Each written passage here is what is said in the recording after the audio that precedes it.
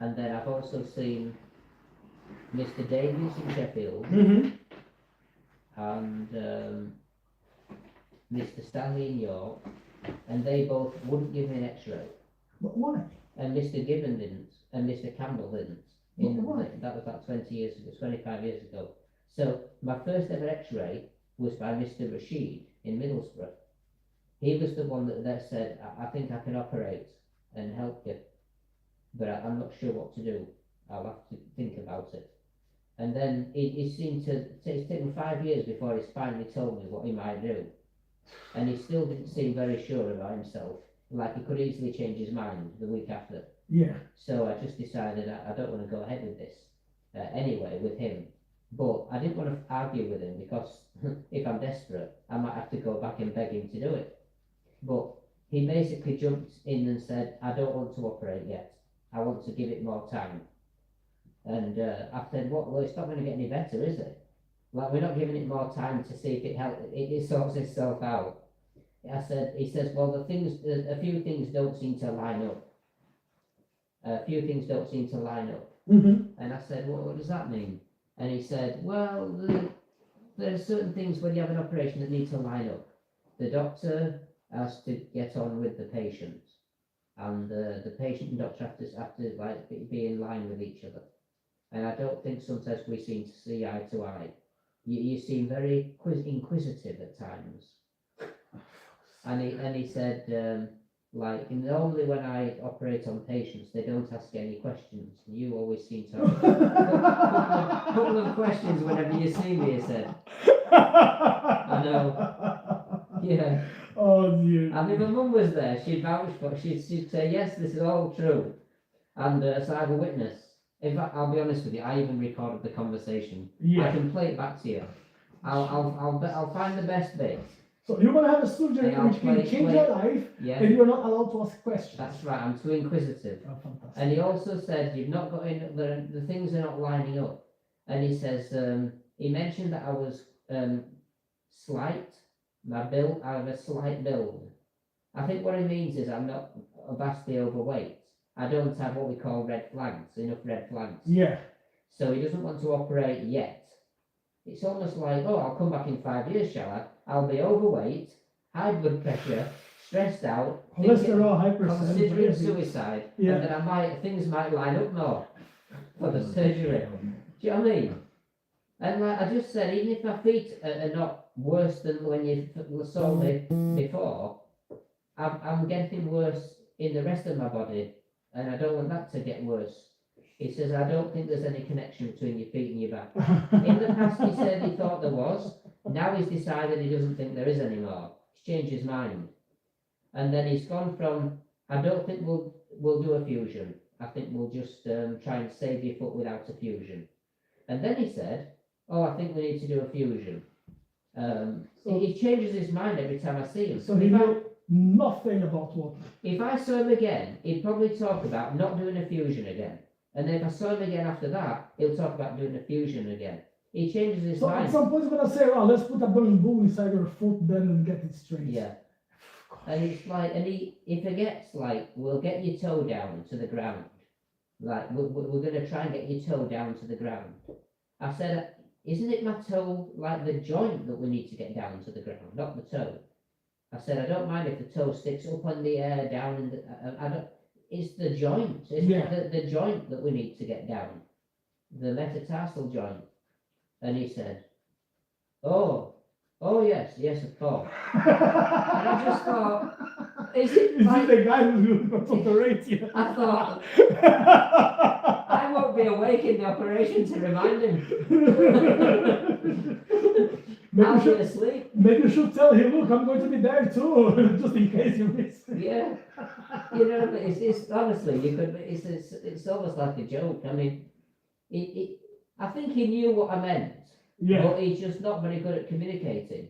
But when he says we're going to get your toe down to the ground, my toe already is on the ground. It's the joint that's not on the ground, you know. So, I mean, I know some people have got hammer toe.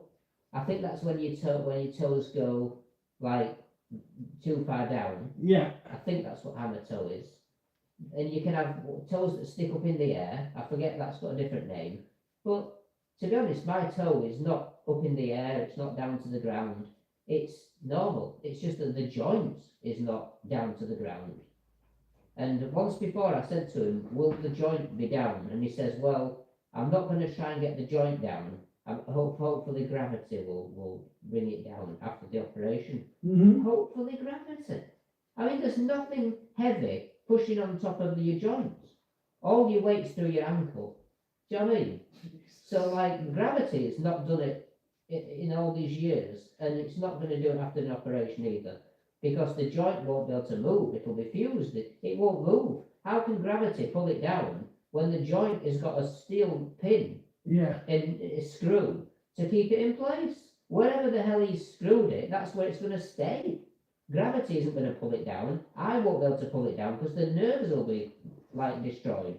I won't be able to move the joint at all.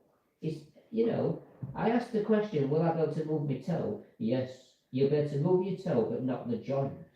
So what's the point of it then? So I just thought, God, like, will I be able to use the joint? Like, will I? All I'm going to have is, like, the joint will be not move anymore. But I don't even have guarantees of any kind at all, not even slight guarantees. He's going to put the joints in the right place. Yeah. I could wake up without that joint touching the floor. It'll be like waking up and the tripod still has two legs. Yeah, and the pain. Let's And consider I'll that. have got more pain, more stiffness. I'll end up with probably more arthritis. Jesus. You know, so it's just, I just thought, I don't think we're trying to achieve the same thing here. You know, it's as if he's doing an operation for somebody who's 90 years old, Yeah. and he's just wanting to not fall over when they stand up occasionally. You know what I mean? And so I just thought, no, this is all like, He's a way I've too been scared. waste of time. I've been trying to talk to him and reason with him for years, and I've been very polite, very humble, and I've been assertive but not pushy, Yeah. and it just isn't like on the same wavelength at all. I mean, I could easily have talked to him very plainly and said, I've done some reading around and I know what this is called, I know what that's called. Like, I know it's the MTJ, the metatarsal joint. Yeah. I know the key terms, you know, I know more than I've made out.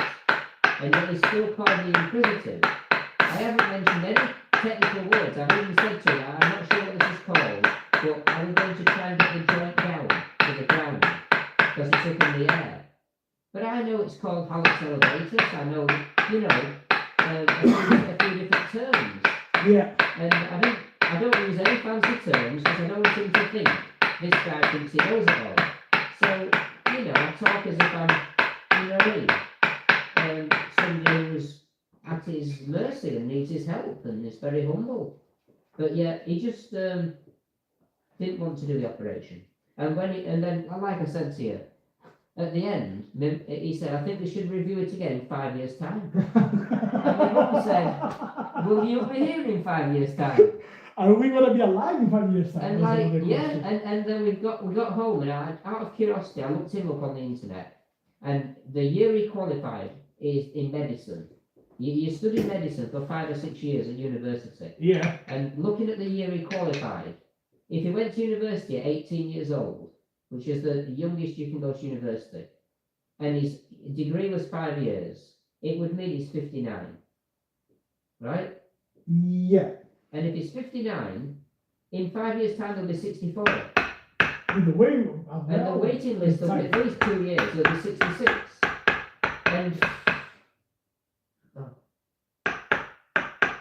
And if he's 66, he won't be operated. You know what I mean? Most doctors won't be working at 66. They'll be retired. Yeah, most of them those will be work at 60. Yeah.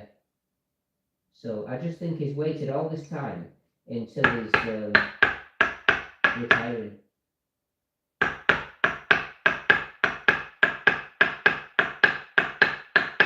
So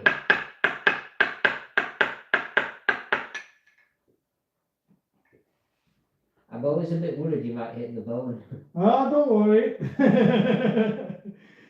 I know if I do because they scream would be too loud. So with him, I didn't feel confident, and he's the only person that's ever X-rayed my foot. And the last time I saw him, he said, "I don't want to operate yet." And the time before, he sent me for more X-rays.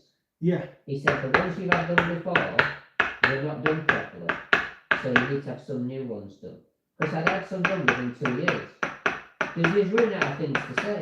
He was running out of reasons to mess me about. Mm-hmm. That's what it feels like. So he said, "I'll send you for some more X-rays. It'll be next year." And the lady said, the nurse, she said, "You can have them done today, can't you?" And his face was like horrified. He was like, "Oh shit, why does she have to say that?"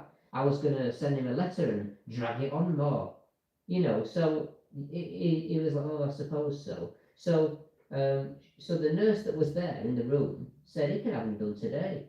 So I went to have the X-rays done, and then he said, "Oh, I won't be able to see you again today. That won't be possible.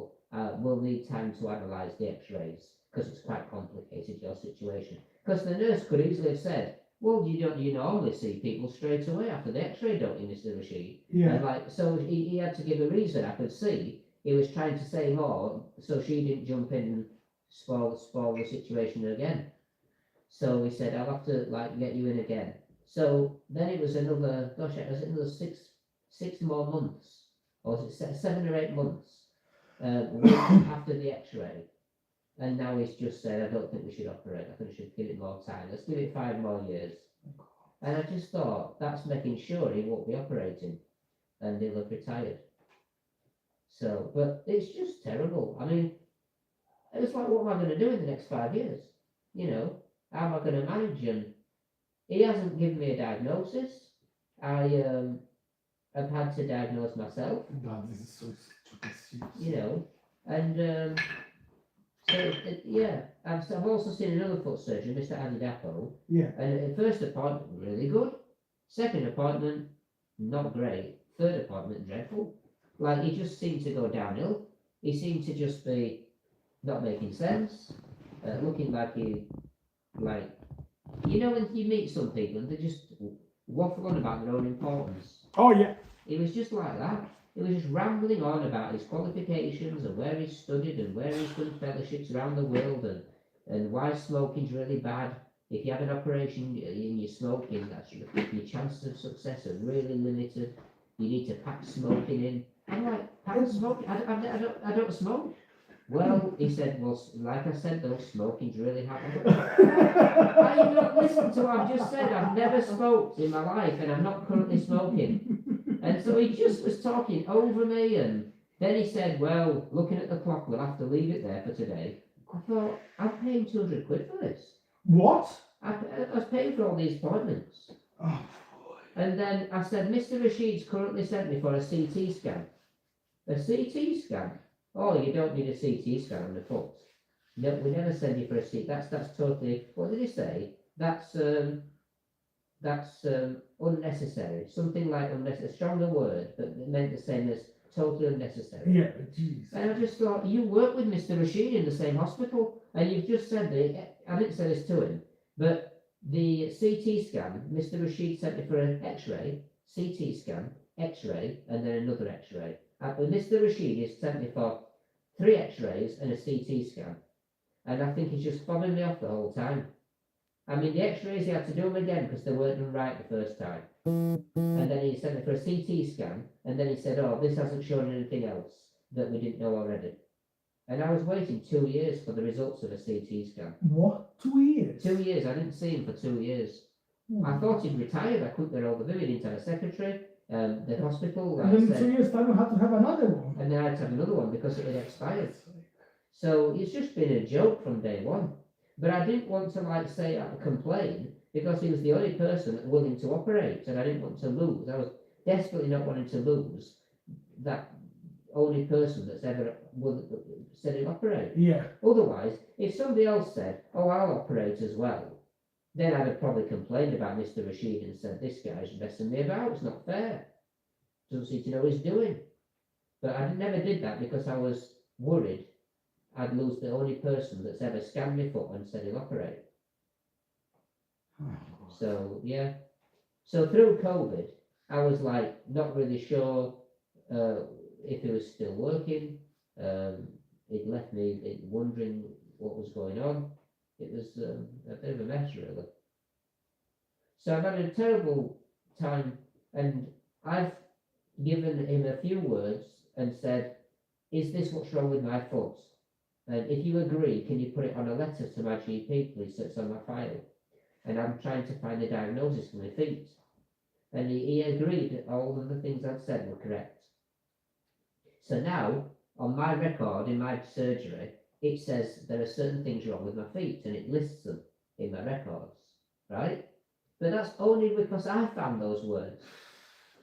I found them. I mean, if they might not have all the words, there might be two more that's missing that I still don't know about. Like I've got short toes, I've got web toes, I've got an inverted arch at the front of the foot. I've obviously got a bunion, that's already on my file, but that's not the only thing that's wrong. I've got metatarsalgia, which is pain underneath the foot. But that's not a cause, that's a symptom. So the only things on my file were like knock-on effects of an underlying cause was never written. So finally now there's 3 things on my file. Which you had to put in. I had to put in, yeah. Like how...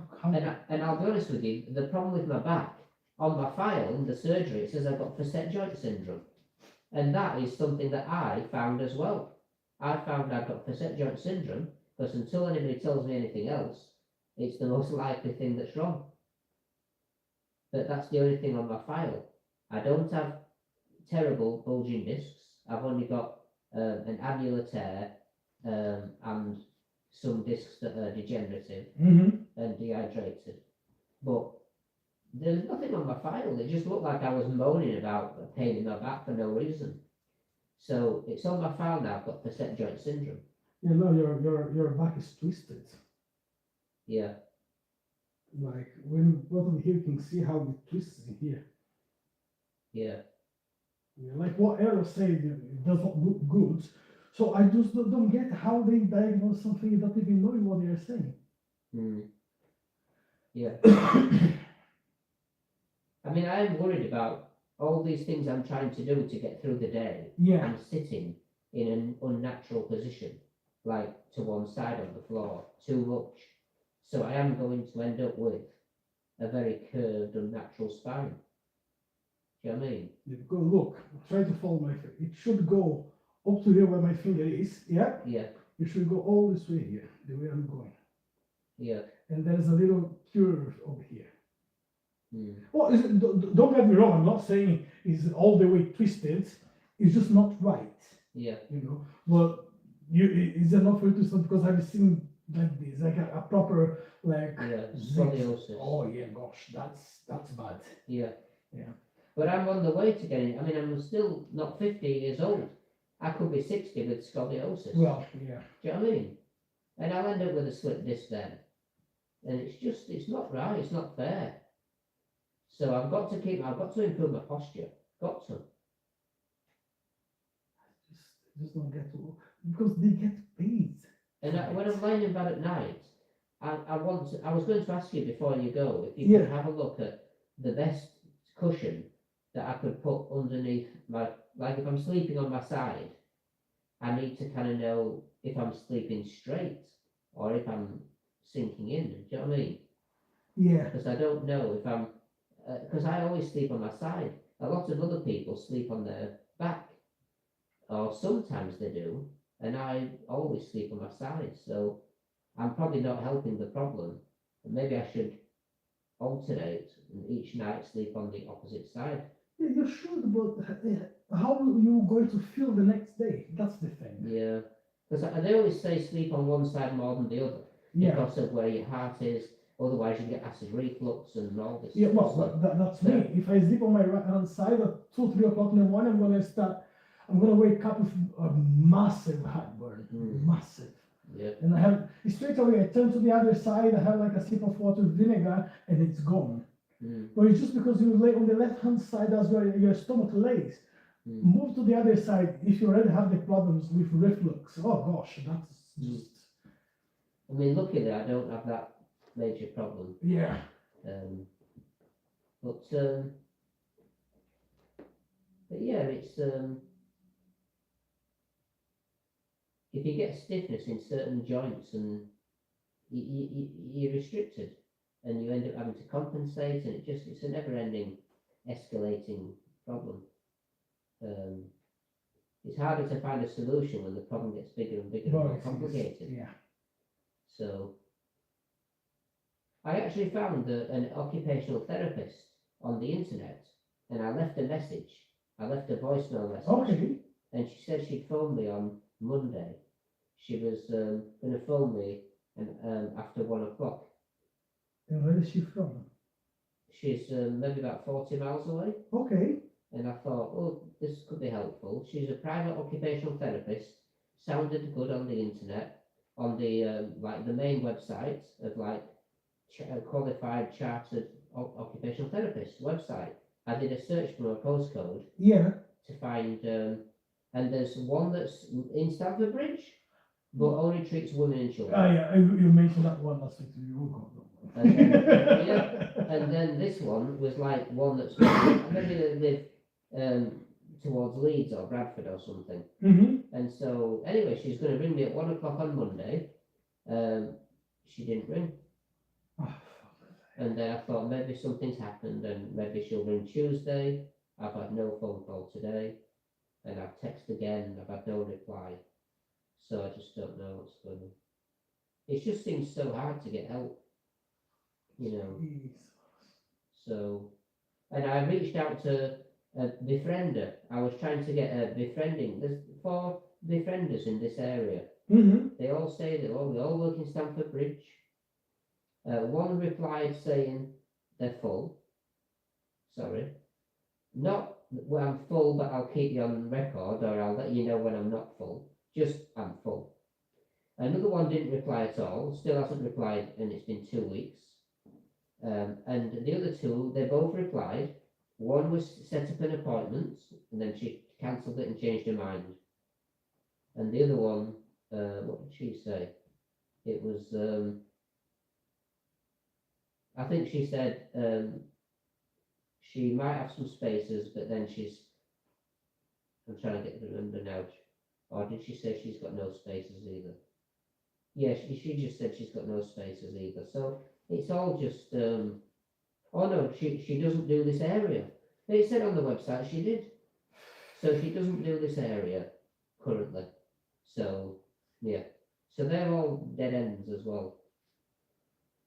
So it's just, and I don't want somebody to come round who works for the NHS and really is an ambassador and believes strongly in mental health. Because I just don't want to just sit there talking about meditation. And, you know what I mean, lighting candles and all this stuff. Yeah. I mean, don't get me wrong, if I have no problems with my physical health, then, well, it'll be different. You know, it'll be different. I mean, like, if somebody wants to talk to me about meditation, lighting candles, I might, you know, benefit like anybody else might benefit, or might just enjoy something a bit wacky or weird. But I'm not looking for that. I want some help, and that's just going to slow down and reduce my chances of getting some actual help. You know what I mean? Well, it's like somebody's broken the leg and they need an operation, right? But they've been taken to a different department to talk about something else, like counselling, because it's been a traumatic experience when they broke the leg. So they had to talk about counselling. So they had several appointments about being counselling for the trauma that they went through. Meanwhile, they haven't had the operation on the leg, and it's too late now. They broke the leg and it's set wrong. There's a time when you need physical help. It's, you know what I mean, not something that you should just leave and leave and leave. So yeah, so I'm back to square one in terms of trying to find some support in this area. And then also because the NHS refused to come to my house. Why? Occupational therapy. No, they just said on the phone, what we can provide is a shower seat and handrails, and they just, because they just said what they provide generally, as a perch stool, a trolley to push around the house, a Zimmer frame type of thing. And I said, I don't need any of those things, but I can't sit on a chair and I'm struggling to get in bed. Yeah. I wake up in the morning in absolute agony when I get out of bed. And so I could do with somebody looking at how I sleep and giving me advice on trying different ways to manage the sleeping position, or how to just like lie on the floor. 'Cause I can't lay on my back to do physiotherapy. I can't lay on my back. So if I hold myself up on the floor with both hands, I can lay on my back. But then I don't have an hand free to do any exercises, and you know what I mean. So I'm not really lying on my back properly if I'm holding myself up with my hands. So I can't do general physiotherapy exercises, and that's all you get from the NHS, general physio exercises, and they all seem to say lie on your back, and I can't. It sets me pain off. Yeah. So I just said I need some, like there could be something that you lie on top of on the floor, which takes the pressure off the back, but nobody's ever thought of it. And sitting in a chair, I'm really struggling to sit in a chair, and yet occupational therapy are not interested. They just have certain things that they do, and they provide a Zimmer frame, a hoist if you're overweight and can't get out of bed, if you're paralysed or something to lift you out. So a carer can lift somebody out of bed who's paralysed, who's a bit, too heavy to pick up.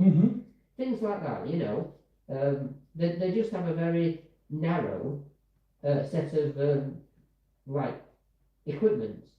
They just have, about 5 to 10 pieces of equipment, and that's all they've got. I said, that's fine. I don't mind if that's all you've got. That's totally okay. But who do you think I should speak to then? Like, what other department is there, or who can I speak to get some help? If you can't help me, like, do you know who can? Yeah, please point in that direction. And she says, well, I can't possibly comment on that. I'll take it back to your GP, and you can ask your GP. I said, my GP's already told me loads of times she doesn't know. She's just a GP. So surely you might have more of an idea because you're occupational therapy. But no, they didn't want to know. They virtually put the phone down on me. So it was awful. So I just thought a private occupational therapist might, if you're paying them as well, obviously, they might look a bit further or try and speak to other people or talk to you without putting the phone down on you. And so yeah. What a waste of time what these people are doing over there. But there aren't many private occupational therapists, unfortunately. So I think because the NHS, if somebody needs occupational therapy, the NHS will provide it. Yeah. They have to. Yeah, but let's make it work. But if they're not providing it, like for me, it's like there's no one else. Because I just thought it's a bit silly looking for an occupational therapist who lives in London or even further south. Because they need to come really around to your house to do an assessment, even just a one-off visit. But no, it looks like I'm just wasting my time. So I have an appointment with my GP again. I think it's later in August. And last time she just said, let's talk about where we're up to with everything, which we did. And I said, can I see? She said, oh no, let's leave it till next time. Because I was just trying to say, if like these appointments I've got lined up are all a waste of time, what am I going to do next? Well, let's not be negative. Let's wait and see. Maybe there won't be a waste of time. And like now, 3 months later, I see my GP again and say, well, how did your appointments go? Well, like I said, unfortunately, complete waste of time. You know what I mean? So the physio that I saw is moving out of the area, so I'll pass you on to somebody else. So that was a waste of time. Why he accepted that first? He's only moved to Easingwold. I could have seen him again in Easingwold. I'm driving from here to York Hospital. It's not much further, is it? To Easy Wall, it's virtually the same. Why couldn't I have gone to Easy Wall to see him? You know, he didn't want to see me. This is some way too. I think it might be easier to get to Easy Wall, to be honest, from here. Probably it's easier to park. Probably would be. Probably you just need to go over to Strenso, and then from Strenso you can make your way to Steventon, and then you are in Lisbon. Yeah, Sheriff Hutton. Yeah, well, you don't even have to go to Sheriff Hutton. And then across, no? No, because once you go to, yeah, you just take it over here to Shipton. Sunny Hutton. You go over A64. Yeah. Straight to. Yeah, you're right. Strenso. Yeah. And then from Strenso you take the Wigginton. Yeah, well, you don't have to go there. You can take the road to Sheriff Hutton, but before you even get to Sheriff Hutton, you turn left. That will take you to Steventon. From Steventon, there is about 4 miles. You're right, yeah. Yeah. So no, it's a very easy. Isn't it like, yeah, you're right. Is it West Lilling or something, just before Sheriff Hutton? Yeah. You go through a tiny little village, yeah. Yeah. Just left, you bare left, yeah. Yeah, tiny bridge. You don't even go to that far, James. Yeah. You don't even go that far because once you are in Strenso, you just go where the Tesco's is, the boots are, and you turn left there. Over the bridge. Over the bridge. Oh yeah. For Sheriff Hutton. Once you are on the way, you're gonna pass the first entrance for Sutton Forest. The second one, you just turn left, and then from there makes about 7-8 miles. Yeah. To Easingwood. You're right, actually, yeah. And even easy to park than in New York. Yes, it will be easier. Yeah. Definitely. Yeah, now what a waste of time these people, seriously. You just hope someone will actually help you, and at the end, the last thing you get is the help. Well, he's passed me on to another physio, and I found out his name, Sam Hudson. Yeah. And he's the physiotherapist for York rugby union team. So he is a physio for the rugby team. Right. And he seems quite young. I mean, he might be more open-minded. He might be nice. But then again, he might lack experience. He might be more into like sports. You know what I mean? I don't know. I'll give him a chance. Yeah. But if I find he's a waste of time and doesn't know anything, and he's very narrow in the NHS have told me I've just got to tell you to do these general exercises. We don't do anything too specific these days. If he's trying to just like fob me off and say I'm overthinking it, then I'm gonna ask for somebody else. Yeah. I'll give him a go, because he might, in a way, if he does sport, like if he treats people who've got sports injuries, there's different types of sporting injuries that can happen. So he might have to adapt and think outside the box a bit. Well, yeah. Maybe. So it might be that he's not going to be too bad. As I said, it's all about giving it a try. Yeah. And then see how it can go. Yeah. So you don't know until you meet someone. Well, yeah. But I'll know straight away in the first appointment if it's going to be a waste of time or really helpful. So, I mean, I did say this guy I saw, Tim Hamilton's very, very good. You know, it's the only physio I've seen that I would actually say was very good. But the last appointment with him was dreadful. Dreadful, yeah. It's like he decided I'm not going to see you anymore, so we're no point talking about exercises today because I won't be seeing you anymore. I'll pass you on to my colleague, and he just literally was just wasting the appointment, and I was like, I didn't last long, and then he said, well, we may as well leave it there because you have to say all this again because he just asked me how have things changed since I last saw you. So give me an update. So I gave him an update. It's interesting, he said, very interesting. And then he just said, well, you'll have to say all this again when you see another physio. So we'll leave it there for today. And I just thought, we've achieved nothing. I've waited months for this appointment for you to just say you're leaving the area and I've got to see somebody else. Why couldn't I have seen Sam Hudson instead of him straight away? Why did I even see him if he's leaving the bloody area? And now I've got to wait another 3 months to see Sam Hudson. Or 2 months. I've got to wait 2 months. But still another 2 months. You know what I mean? It's as if they're doing it on purpose. You couldn't be more incompetent, could you, if you tried? No, The no. NHS is just. If it's a business. Well, it is, James. It is. I tell you what, if it was a business, a private business, right, it would go bankrupt because the people in charge don't They don't know what they're doing. no idea what they're doing. Yeah. The only reason why it's not gone bankrupt yet is because the government subsidised it. Yeah. Well. In a fashion. Well, I can mention that to you. I don't know if it's going to make any difference. Well, when I hurt my knee, Lucia had it's a person who she met at Max's school. Is a Polish lady, and apparently she's a physiotherapist, and she was telling Lucia what I should do. And then Lucia said, well, I can mention that to him, but probably he's not going to do nothing about it because I was doing other treatments. And I said, well, so I wouldn't mind seeing a physiotherapist once, if she knows what she's doing and not going through the books, if she's actually giving me something which actually will help, you know. But if she's gonna say, well, the NHS says you need to say, you know what, I'm just a waste of time. If you want, I can mention it to her, to this lady, about you. Yeah, definitely, yeah. I don't know what she may say, oh, sorry, it's too far, or I don't know, or I can mention if you want. Yeah, please. Yeah. Because I'm really interested about going and see her myself, because Lucia said she would like to see me for my knee, at least to give some exercise which could improve. So has your wife seen her? No, but she takes the kids to the same school, and she takes Max, so they met in there. Okay. And then she was mentioning about my knee, and then she said, oh, tell him to come and see me. Right. But once again, I never went because it's just for the time, for the time. But I'm really considering going to see her now because, as I said, and where's that based? Is it? I don't know where she's based because I don't know if she has a clinic.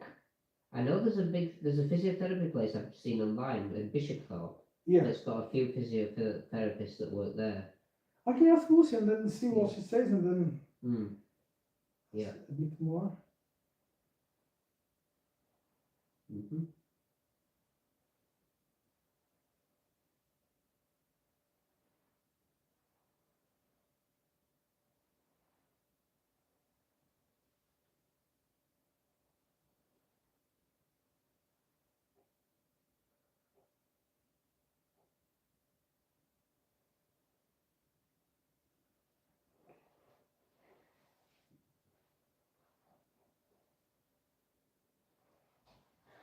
you mind turning around for me?